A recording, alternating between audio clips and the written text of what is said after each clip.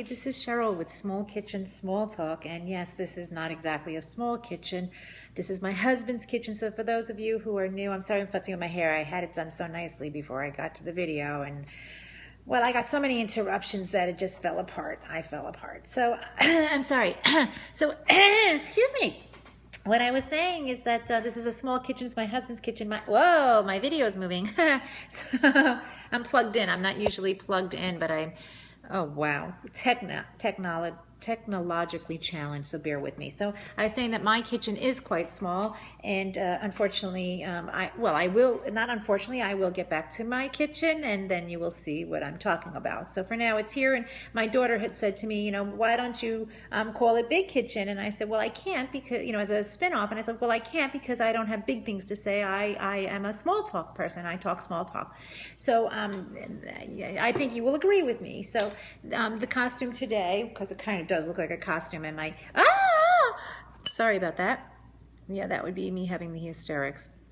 Very difficult. Is it moving? Oh yeah, it is freaking moving. It's gonna fall again. All right, we're moving. Okay, we're live. We are moving. I got like my own psychedelic cameraman here. Okay, sorry for the technology. Wow, it's moving. Okay, that is not gonna work.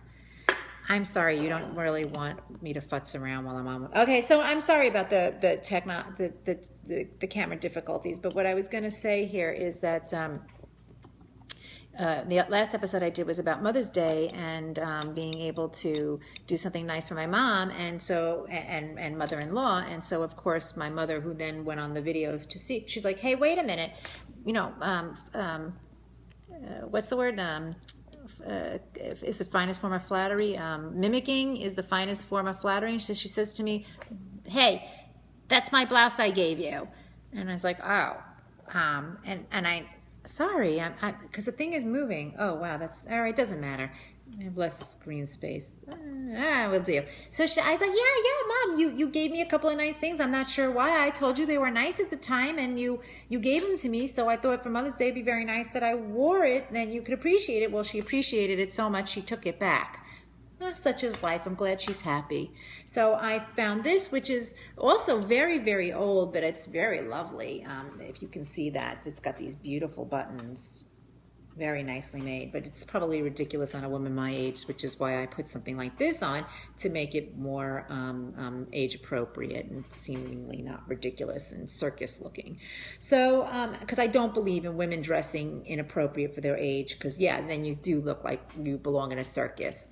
So today I was going to tell you a tidbit that happened. I had been in the bathroom, and I'm sorry, for those of you who are new, I try to give useful tidbits that will help you with your daily strife, so you won't get as frustrated as I have found life to be. And so what I'm trying to say, and I'm going to digress before I get into it, about being more comfortable on the video now, and I don't stutter as much, and I don't as much, although I'm still umming, and I don't use that more timid voice where I'm a little bit more unsure of myself, but I do like that persona and voice. I want to get back to it a little bit. Probably when I get back into my small apartment, I will feel more caged and not as liberal here and I won't feel as free, and I probably will get back to my small voice. But for today, the issue is how to be, yes, that's a toilet roll. It's a reminder, because I sometimes forget, and I digress, and writing things down and having little reminders is helpful. So today's lesson is, like, when you go to the bathroom, you should always have a box of tissues in the bathroom for two reasons. On another episode, I discussed how you blow your nose and dump them into the toilet and get rid of the germs forever. But the thing is, there's another practical reason why tissues are good in the bathroom, because the toilet's there to dump them in, right? Not the wastebasket. Put them in the toilet, get rid of them, flush, get rid of them forever. Get rid of the germs forever. So my point is that there's a second use for tissues in the bathroom, because, like, what happens when you run out of toilet paper when you're in the middle of your business? I mean, what if you're home alone? It's not like you can yell out to, hey, Junior, get me some toilet paper. There's nobody here to do that. So by having tissue in the bathroom, you can, of course, substitute tissue for that emergent time. And then when you're all clean, you can, of course, then go replenish your toilet paper in the bathroom. Although the other thing to do is keep the air in the spare. You keep a spare if you have place to in one of the cabinets, let's say. But the tissues is a great alternative, and it makes sense that tissues belong in a bathroom. They, you know, some people put them all over the house. I don't want dirty germs all over the house. I want them in the bathroom.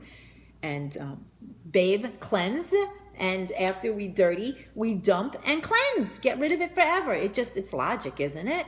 So that is my 2 tidbits for today, which is about my mother stealing. That's like Indian giving, isn't it? If you give something and you ask for it back. But I mean, it's all fair. I mean, like, I give my mother some gifts sometimes, and like, if she's going to give them to someone else, like a sister, I'm going to get pissed because, like, I spent my money on it. If I liked it enough when I got it, which is why I gave it to you, when I thought of you, if I think of you when I buy you a gift, but if I come up dry, then I'm like, well, I think it's a nice bag, and I think she'll think it's a nice bag. So the point is, you don't actually go and then give it to my sister.